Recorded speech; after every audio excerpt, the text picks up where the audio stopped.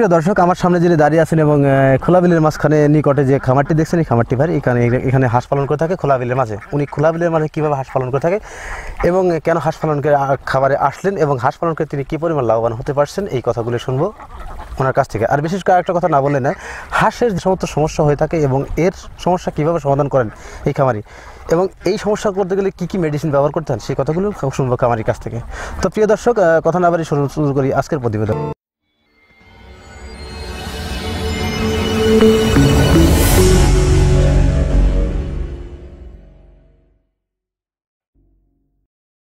ভালো আছেন ভাই? আলহামদুলিল্লাহ। আপনার নাম কি ভাই? আমার নাম আব্দুল বাতেন। আপনার গ্রামের বাড়ি কোথায়? আমার বাড়ি চরগবন্ধ। আপনি এখানে কোথায় দাঁড়িয়ে আছেন? এখানে আমি 5.5 মিটার গাজনাবিলি। আপনি এখানে কতগুলো হাঁস আছে এখন? এখানে আছে 1050-55টা। এখান এই হাঁসগুলো বড় কিনছিলেন না ছোট কিনছিলেন? এটা একদিনকার বাচ্চা। একদিনকার বাচ্চা কিনছিলেন? একদিনকার বাচ্চা কোথা থেকে সংগ্রহ করছিলেন আপনি? এটা আমরা উল্লাপাড়া বোধগাছা থেকে আনি। কোন হাঁসাই থেকে আনছিলেন? এটা আছে আপনার হামিদ মোল্লা আছে, মোল্লা হাঁসাই থেকে আনছিলেন আর কি। যাই হোক, আপনি কি জাতের বাচ্চা দিয়ে খামারটি শুরু করলেন? আমরা আনি আপনার হলো ক্যাম্বেল আনি।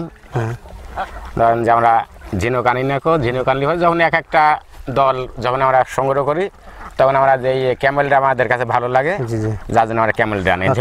কেন ক্যাম্বেল হাঁস দিয়ে খামারটি করেন আপনারা? ক্যাম্বেল হাঁসটা আপনার হলো দেখতে ভালো লাগে বা ওর কামাইটা ভালো। কি পরিমাণ ডিম দেয় এটা হাঁস? কি এর 1000 হাঁস থাকলে পরে পৌষ মাসে আপনার ধরেন যে 900-950 ডিম আমরা তুলতে পারি। 900 থেকে 95% ডিম তুলতে পারি আসবে আর কি। আচ্ছা, হাঁসের যে ডিম বৃদ্ধি করার জন্য কি কি খাবার আপনারা ব্যবহার করে থাকেন? এটা আমরা একদিনকে বাচ্চাতে আমরা আনি। হ্যাঁ, ধরেন যে 15 থেকে 20 দিন আমরা দিল ব্রয়লার ফিট। প্রথম দিল চেকন্ডা, একদম ছোটটা আর কি, একদম চেকন্ডা দেই। ওইটা শতকরা খাইলে 101 খান পিস, এক বস্তা। তারপরে যখন খাওয়াটা ফুরা যায়, যখন আদলা খাওয়ার সময় হয় তখন আদলা দিই। এটা কতদিন পরে দেন? এটা দেখা যায় যে আমরা 20 থেকে 25 দিন আমরা মোট ওই এটা খাওয়াই। ফিট খাওয়ান আর কি। ফিট খাওয়াই আপনার হলো 100 বাচ্চার 2 বস্তা খাওয়াই। 2 বস্তা যায় আর কি। এটা কতদিন পর্যন্ত খাওয়ান? কয় মাস আমরা খাওয়াইলো আপনার হলো ওই তো 20 থেকে 25 দিন পর্যন্ত আমরা খাওয়াই। খাওয়ানোর পরে আমরা 2 সাইডে ধান দেই, দেখে ধান খাওয়ার সময় হয়েছে, ধান খেতে পারে তখন আমরা ধানে দিই। ধান দেন আর কি। আচ্ছা, 1 মাস থেকে 28 দিন থেকে 1 মাস এটা আমরা ঘরে রাখি। ওই বাচ্চার বয়স 28 দিন হওয়ার পরে আমরা ভ্যাকসিন। 28 থেকে 30 দিনের মধ্যে একটা ভ্যাকসিন করেন? আবার তারপরে আবার কয়দিন পরে করেন? তারপরে আবার 3 মাস পর আরেকটা ভ্যাকসিন করেন? প্রথম ভ্যাকসিন 28 থেকে 30 দিন একটা, তারপর 3 মাস পর একটা ভ্যাকসিন। প্রিয় দর্শক, খামারি ভাই বললেন যে হাঁস পালন করে অভিজ্ঞতা থেকে বললেন যে হাঁস পালন করে প্রথমে একদিন থেকে শুরু করে 28 দিনের মধ্যে বা 30 দিনের মধ্যে প্রথমে একটি ভ্যাকসিন করে থাকে ডাকপ্লের, তারপরে আবার 3 মাস পর আরেকটা ভ্যাকসিন করতে হয়। আচ্ছা, ভ্যাকসিনটা করেন কি জন্য? ভ্যাকসিন করি আমরা ধরেন যে এর বেদির থেকে দূরত্ব থাকার জন্য, বা জিনিসটা আমাদের ভালো থাকবে, আমরা ব্যবসা করব। হাঁসের কি কি রোগ হয়ে থাকে? হাঁসের রোগ আপনার হলো যে বাথরুম কি কয়, পাতলা পায়খানা, এই সমস্ত এইসব মানে বেদি ধরলে পরে ঠান্ডা লাগে। কি কি ওষুধ ব্যবহার করেন আপনারা? ওষুধ দিয়ে আপনার হলো ঠান্ডার জন্য দেন টক্সিন। তারপরে এর ওষুধ দিয়ে আপনার হলো রিবোসন। কি জন্য রিবোসনটা? কি জন্য রিবোসনটা দিয়ে আপনার হলো গালে ঘার জন্য। ধান খায়, গালে ঘা হয় না, শামুক খায়, ওই জন্য আর গালে ঘার জন্য রিবোসন দেন। তারপর আর কি? আর ডিম বৃদ্ধি করার জন্য দিলে আপনার হলো। ডিম বৃদ্ধি করার জন্য কি কি ওষুধ ব্যবহার করেন? ডিম বৃদ্ধি করার জন্য তো AD3 দেই, জিঙ্ক সালফেট দেই। আর আপনার হলো ক্যালসিয়াম দিই। জিঙ্ক সালফেট এটা আমরা বুঝতে পারি। জিঙ্কটা কেন দেন? জিঙ্কটা দিই আপনার ডিমের খোসাটা পুষ্ট হয়, মোটা হয়, শক্ত হয়, ওই জন্য ঝুমঝুম করে বাজে। বুঝতে পারছি। আর ক্যালসিয়ামটা দিই হাঁসের হচ্ছে আপনার হলো পায়ে শক্তি থাকার জন্য, মানে অনেক রাস্তা দূর করে, প্যারালাইসিস যাতে না হওয়ার সম্ভাবনা থাকে, অনেক রাস্তা আপ ডাউন করে, তো ওই জন্য ক্যালসিয়ামটা দিই। এটা দিয়েই আমরা জানি ব্যবসা করি। আমরা মাঠে দূরে দূরে থাকি, কোনো মেঘ সাবর যা কেন না হয় আমরা কিছু আমাদের গাঢ় হয়ে দিয়ে চলে যায়। শিলপাত্র পরে এদের গাঢ় হয়ে দিয়ে চলে যায়। হাঁস রাখার জন্য যে এই খোলা বিলে আপনি কিরকম পরিস্থিতি করে থাকেন, পরিবেশ তৈরি করেন? পরিবেশ তৈরি ধরেন যে এরকম জাল দিয়ে নেট দিয়ে আমরা ঘিরে রাখি, নিজে থাকার একটা সই করি, ওদের থাকে, আমরা সই তলে থাকি, ওদের পাহারা দিই আমরা। রাতে রাত জাগি, শিয়াল বনবিলি খাটার সেগুলো আসে না, তারা রাখি, তাদের আমরা ডিম কিনে আমরা ঠিকালে পাই। এই 1050 পিস থেকে কি পরিমাণ ডিম পান প্রতিদিন আর কি? এখন বর্তমান 710-20 তুলতেছে। কি পরিমাণ ডিম আসে আর কি? 1000 ডিমের এখন 1080 এখন ডিম আসবে না। এই পর্যন্ত ধরেন এই 700-750 পর্যন্ত উপর যাবে এখন। আর ধান যখন পোঁচ ধরবে, কাটা ধরবে, তখন আমি ধরেন যে 900 থেকে 950 পর্যন্ত আমি ডিম তুলতে পারবো। 95% ডিম আসবে। খাকি ক্যাম্বেল হাঁস দিয়ে খামার করার উদ্দেশ্য হচ্ছে ডিমের পরিমাণটা বাড়ে।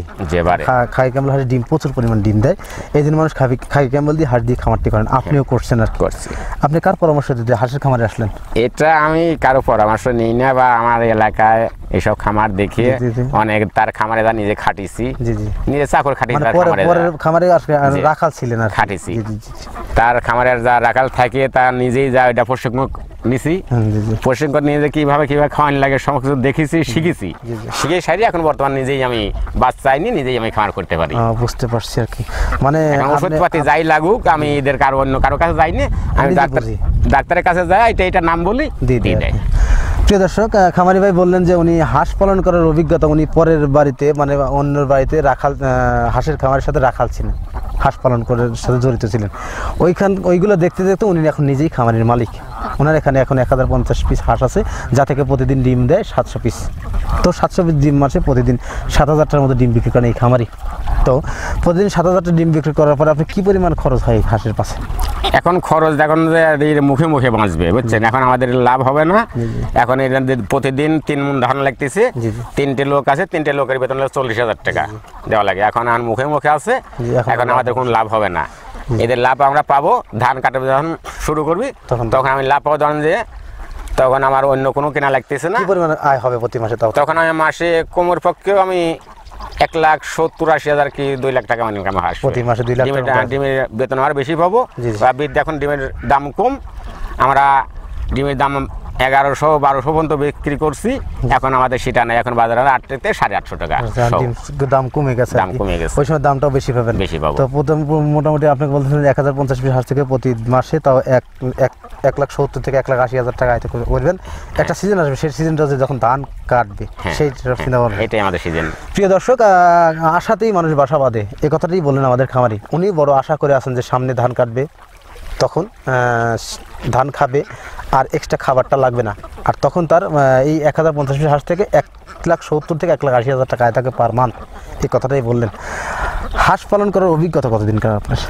আমার এটা ধরেন যে 8 থেকে 10 বছর। 10 বছর আর কি। এই 10 বছর মধ্যে কী ধরনের সমস্যার সম্মুখীন হয়েছে হাঁস পালনে? এরা সমাধান করছি, ধরেন যেমন গরিব ছিল, আমার কিছু ছিল না, এখন এরা আমি পালিয়ে কি করছেন? ধরেন যে বাড়ি একটা ঘর খাড়া করছি, আর মাঠে কিছু আমাদের নিজের জমি তো নাই, আমরা এমনি জমি কটে রাখি, শন করে রাখি বা বেশি টাকার পর রাখি, আমরা আবাদও কিছু করছি। শন করে বলতে কি বোঝায়?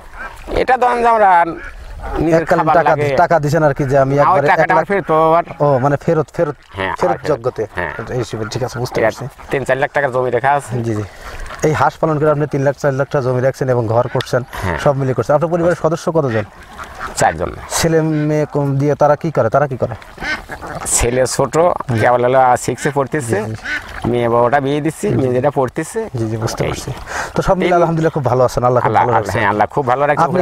যে হাঁস পালন করে আপনি লাভবান হয়েছেন, যারা নতুন খামারি যারা খামার করেন, তারা যদি হাঁসের খামার করেন, হাঁস পালনে আসেন, তারা কি লাভবান হতে পারবেন? হ্যাঁ, তারা করতে পারবে। কেমন যদি আল্লাহ নসিবে তার টিকা রাখে, কপালে যদি তার টিকে থাকে, তাহলে সে পারবে। আর যদি অসুখে নিয়ে চলে যায়, তাহলে সে পারবে না, সে খারাপ থাকতে পারবে না। বুঝতে পারছি।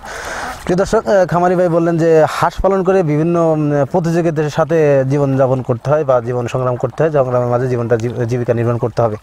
তো হাঁস পালন করতে গেলে যে সমস্যা আসবেই, এই সমস্যাকে মোকাবেলা করতে হবে, তাহলে সে হাঁসের সফল খামারি হতে পারবে। এই কথাটাই বললেন খামারি ভাই। কেন? কারণ হাঁস পালন করে বিভিন্ন রোগ আসবে, রোগাক্রান্ত হবে, এই রোগের সমাধান করতে হবে। আর হাঁস পালন করে লাভবান হওয়া যাবে যদি সেই হাঁসটা সুস্থ সবল হাঁস থাকে, তাহলে সেটা লাভবান, সে থেকে আয় হবে এবং তাহলে সে খামারি লাভবান হতে পারবে। তো প্রিয় দর্শক, অনেক কথা বললাম, খোলাবিলের মাঠে অনেক রোদ, তার মধ্যে দাঁড়িয়ে আপনাদের জন্য কষ্ট করে একটা ভিডিও তৈরি করতে আসছি শিক্ষণীয়। তো আশা করি এই ভিডিওটা পুরোপুরি দেখবেন, যাতে এই ভিডিও থেকে অনেক কিছু শিখতে পারবেন।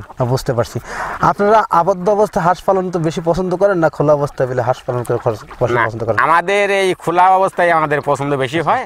কেন পছন্দ বেশি হয়? আমাদের পছন্দ বেশি হয় কি কারণে, আমরা এই এলাকায় খাবার পাই নিয়ে অন্য এলাকায় আছে, আমরা সেখানে গাড়ি তুলে নিয়ে অন্য এলাকায় চলে যাই। আমরা বহু দূরে দূরে যাই, যে এলাকায় ডাঙা আছে বা খাবার আছে সেই এলাকায় আমরা চলে যাই, যার জন্য আমাদের ব্যবসা আমরা বেশি করতে পারি।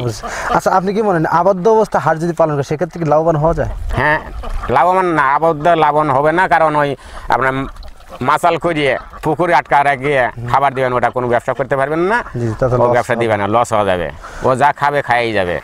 বুঝতে পারছি।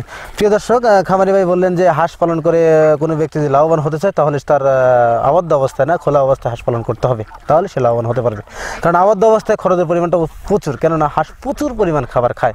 এই খাবারটা দিতে গেলে হাঁসের খামারির কিছু থাকবে না, তাই খামারি সাজেস্ট করছে, খামারি পরামর্শ দেয় হাঁসের খামার করে লাভবান হতে হলে অবশ্যই খোলা অবস্থায় হাঁস পালন করতে হবে, এই কথাটাই বললেন খামারি। তো প্রিয় দর্শক, অনেক কথাই বললাম, আর কথা বাড়াবো না, আজকের প্রতিবেদন এখানেই সমাপ্ত করছি। ভালো থাকেন, সুস্থ থাকেন, আল্লাহ হাফেজ।